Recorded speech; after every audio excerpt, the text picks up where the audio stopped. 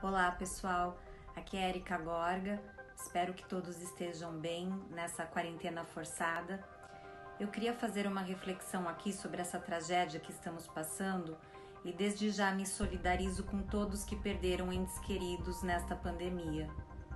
Mas estou muito preocupada com a maioria dos brasileiros, os 86% da força de trabalho que não podem trabalhar remotamente e dependem de postos presenciais de trabalho para sobreviver. Estamos falando aqui do presente e do futuro de cerca de 180 milhões de brasileiros, a esmagadora maioria da população, tirando aqueles que têm possibilidade de fazer trabalho remoto em home office. Já faz mais de um ano que estamos nessa situação, com os fechamentos de atividades comerciais e aumento brutal de desemprego. Para lembrar, em 17 de março do ano passado, o prefeito Bruno Covas decretou o fechamento da cidade de São Paulo. E logo após, em 22 de março, o governador João Dória fechou todo o estado.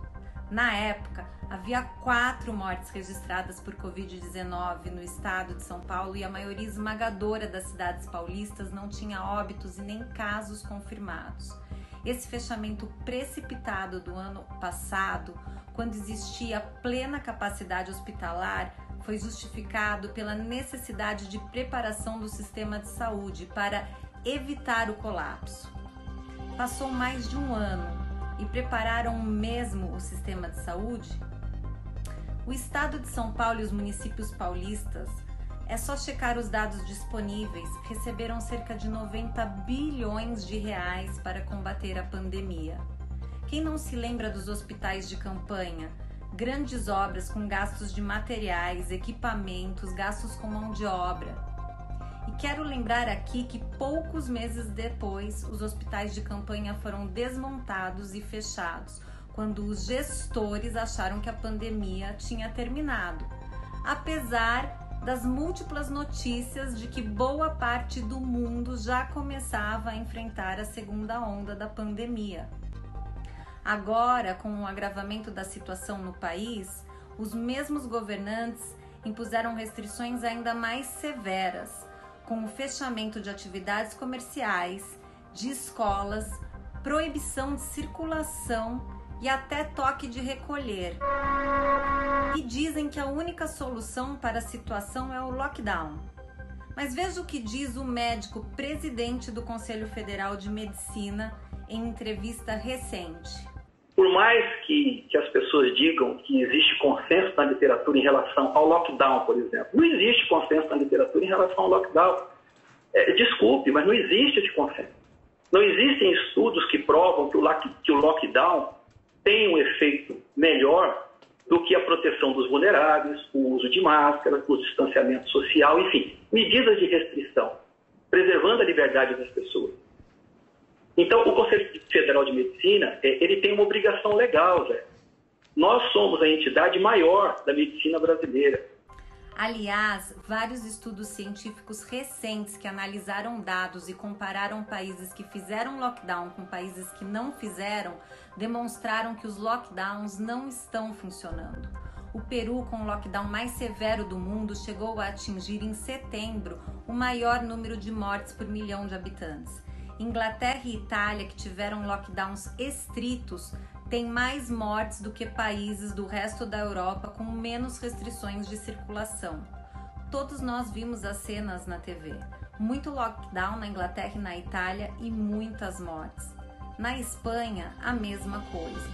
Nos Estados Unidos, os estados da Geórgia e do Texas, que resolveram desde o ano passado parar de aplicar medidas restritivas de lockdown, têm mortalidade semelhante à média do país. A Califórnia, que fez um enorme lockdown, tem taxa de mortalidade semelhante à da Flórida, que não fez lockdown. A Flórida deixou as pessoas trabalharem, as crianças irem para a escola e não fechou as praias, com a justificativa de que as pessoas estão mais seguras ao ar livre. E a Flórida tem taxa de mortalidade abaixo da média dos Estados Unidos. Muitos estados que fizeram lockdown têm mais mortes que a Flórida. Nova York, com um grande lockdown, é o segundo no topo das mortes. Então, pessoal, dados acumulados por um bom período de tempo mostram que lockdown não funciona tanto quanto esses gestores dizem. O exemplo da moda agora é Araraquara, mas a maior parte das notícias não diz que em Araraquara houve aumento do número de leitos de UTI durante o período de lockdown. Isto é, os efeitos obtidos podem ser explicados não pelo lockdown em si, mas pelo aumento da capacidade de atendimento hospitalar. E o resultado de Araraquara é de curtíssimo prazo. Mas olhem os lugares que fizeram lockdown por mais tempo. Vejam, por exemplo, a França. Depois de tanto lockdown, o sistema de saúde acabou entrando em colapso de novo recentemente. Até a Alemanha, o país mais rico da Europa, está enfrentando a terceira onda depois de um dos lockdowns mais comentados. Epidemiologistas de todo o mundo, inclusive das universidades mais renomadas, fizeram a declaração Great Barrington, que é um abaixo-assinado com cerca de 14 mil cientistas das classes médica e de saúde e 42 mil médicos do mundo contra os lockdowns. Dá uma olhada no link que eu vou deixar aqui, tem a declaração traduzida para o português também. Esses cientistas alertam que um dos princípios básicos da saúde pública não é debelar uma única doença, mas zelar pela saúde global da população.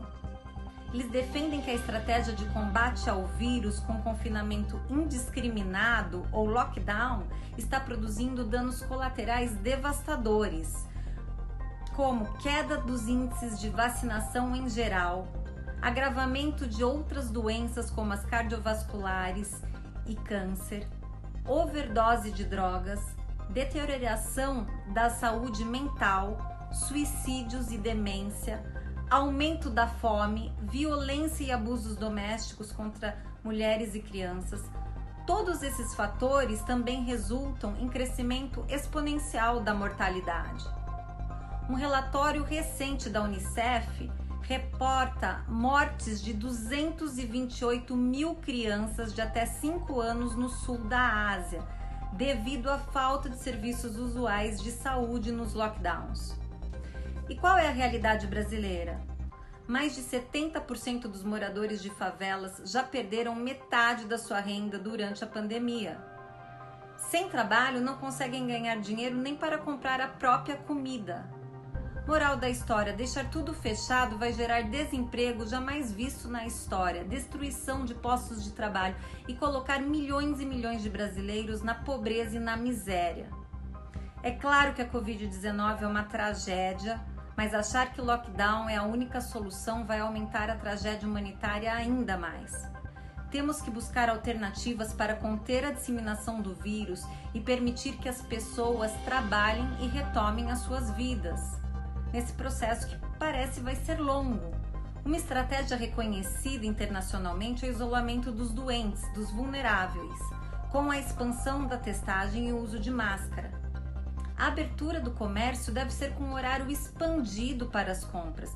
Notem que no Plano São Paulo foi sempre feito o contrário, a restrição do horário de funcionamento dos estabelecimentos comerciais, sempre gerando mais aglomerações e maior possibilidades para a propagação do vírus. Tem que haver promoção do distanciamento social na prática.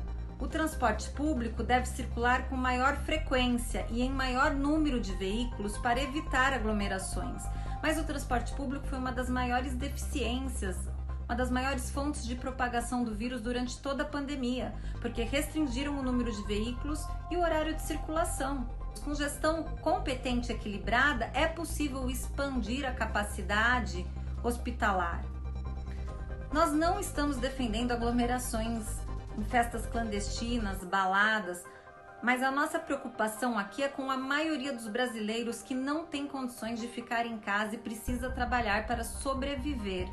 É fácil para os governantes decretarem lockdown porque deixam a conta somente para a iniciativa privada, justamente para esses trabalhadores impedidos de trabalhar, enquanto esses governantes continuam a receber seu salário normalmente. Será que essas autoridades topariam cortar os seus salários enquanto decretam lockdown e cortam a renda dos outros? Se realmente fizessem isso, aí sim seriam coerentes. Fiquem com saúde e até a próxima!